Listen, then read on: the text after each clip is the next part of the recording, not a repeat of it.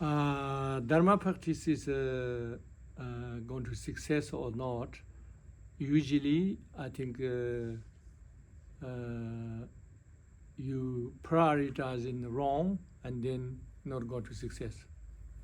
You have to prioritize well in your life.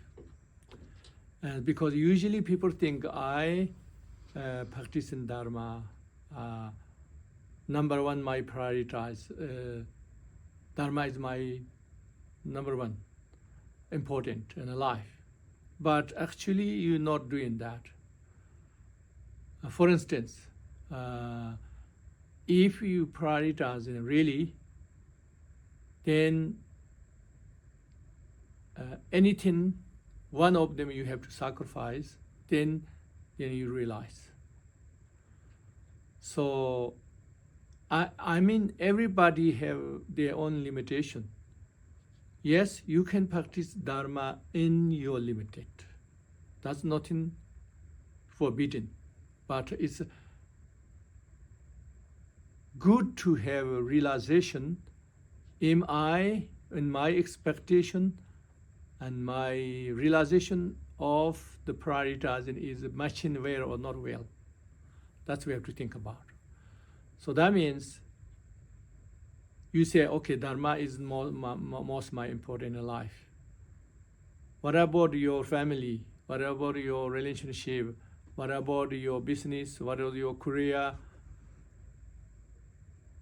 Let's say if you have to sacrifice your relationship for Dharma, would you? You have to make question to yourself. If you have to sacrifice your wealth, do I? So then you have to realize, is Dharma is my number one priority, or second, or third, or 10th, or 20th, or 50th? Which one is? Then you realize slowly. For instance, many people say, oh, I cannot afford this Dharma. But at the same time, how much you spend in for Samsara? Oh, maybe I'm not spending much, not much yet. But even your living expenses, how much?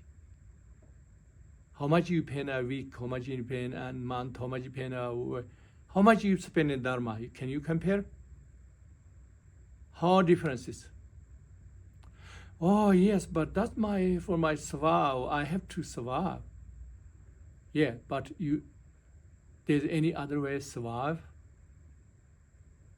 So I have to think about why in the past so many ones they went in, in the caves and holes and live anywhere and homeless.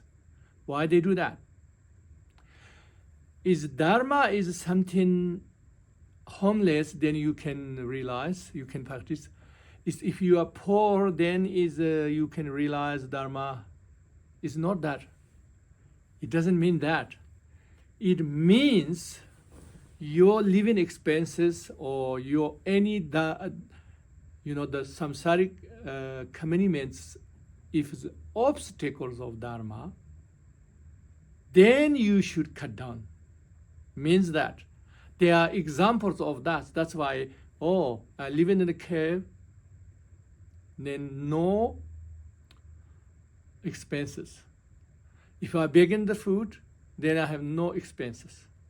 If it's no expenses, then all my time and energy I can go Dharma practice. Dharma practice means training my mind. Training your mind can be in the cave, but it can be with family, community, sangha, even in the business, can be anywhere. But for beginners who not stabilize Dharma so well, for them you need less activities in the samsara.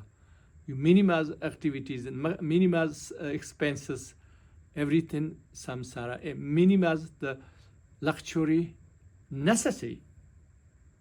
Otherwise, you're doing the wrong prioritizing. You know, if you less priority the spiritual practice, then you cannot have huge expectation of the realization. So think about how many years you drive and how many hours you drive, how many hours you use phone, many things, how many hours you take care of children, how much energy go there. Then compare the Dharma practices. Dharma practice is training your mind, training on mind a virtuous way, which means either you are mastery of your mind, anger, jealous, all these things is your tool, becomes your tool. Your tool means anytime you can use, you don't want it, you can minimize. If you need it, you can maximize.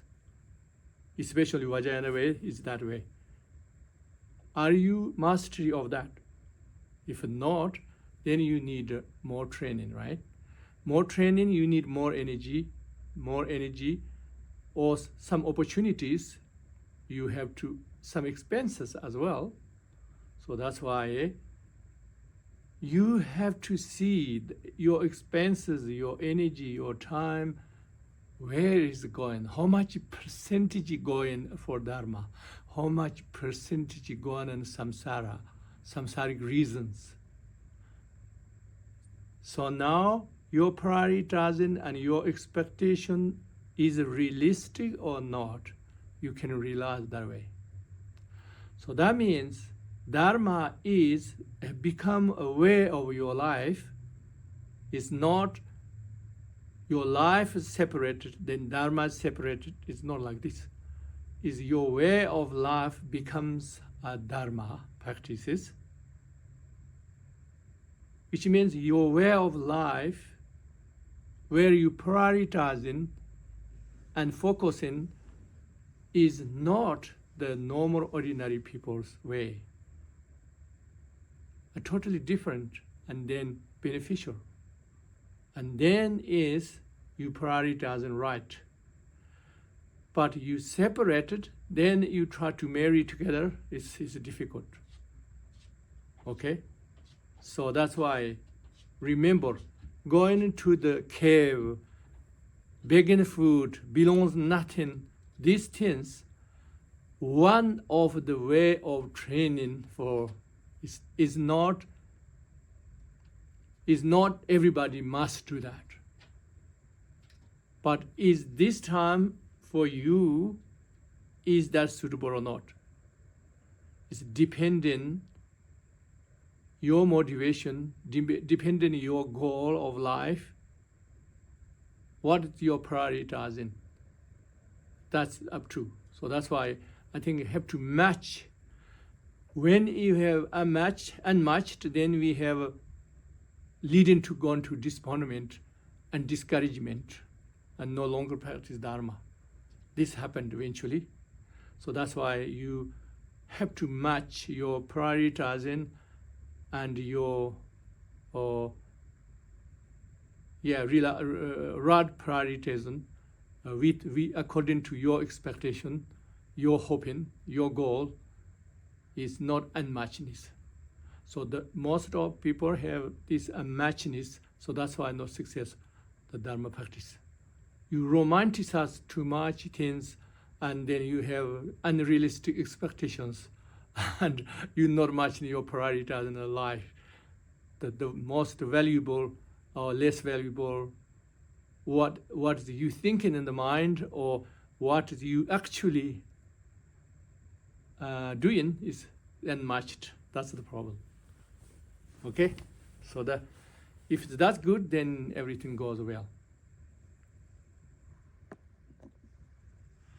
Even you matched your prioritizing and your goal, let's say that means Dharma is a 10th of your prioritizing.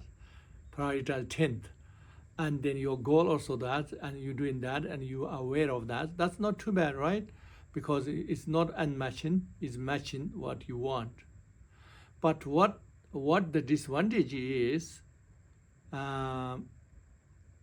everything, Dharma is not number one prioritize, then becomes a part of the karma. Your Dharma practice is only part of the karma, not is become for the liberate from the karma. So that means only good to lead you limit way. So limit way means this lifetime maybe helps a little bit painkiller, taking painkiller relief, but it's not treating the illness. But and then, the result in other lifetimes, maybe you can have a little bit better rebirth. Sometimes you go the worldly God, reborn, and you have enjoyed for a while, then run out of the karma, the next you go, could be hell realm, could be hungry ghost, could be animal, or miserable human being, or whatever, we don't know. And so it's limited. So that's why the Dharma becomes basically, your Dharma practice is only 10th or 20th, like this, then it becomes a part of your samsaric goals, samsaric activities. So that's why is a very tiny benefit to compare if you put number one priority. Why? Because if you Dharma put number one priority, then you achieve a number one part. Number one means the best way you achieve, guarantee. So that means you're going to liberate from the karma, liberate from the samsara. Doesn't matter, it's the time, we cannot predict when, but time is not important. The important is direction, So then is huge differences. So the samsaric benefits is just one tiny particle from the universe. So the liberation from the samsara and reach our own Buddha nature is you are conqueror of the universe. Okay? So what's the differences? So that's the only problem if you prioritize wrong. Prioritize wrong means Dharma prioritize very low, and then it's still matched if you realize. But many people, they're not matching, not even realize. But even if somebody realize, still you prioritize wrong. So then is the benefit is benefit is one particle on the universe, or you want to conquer the universe. That's all. That's the only difference. So you choose.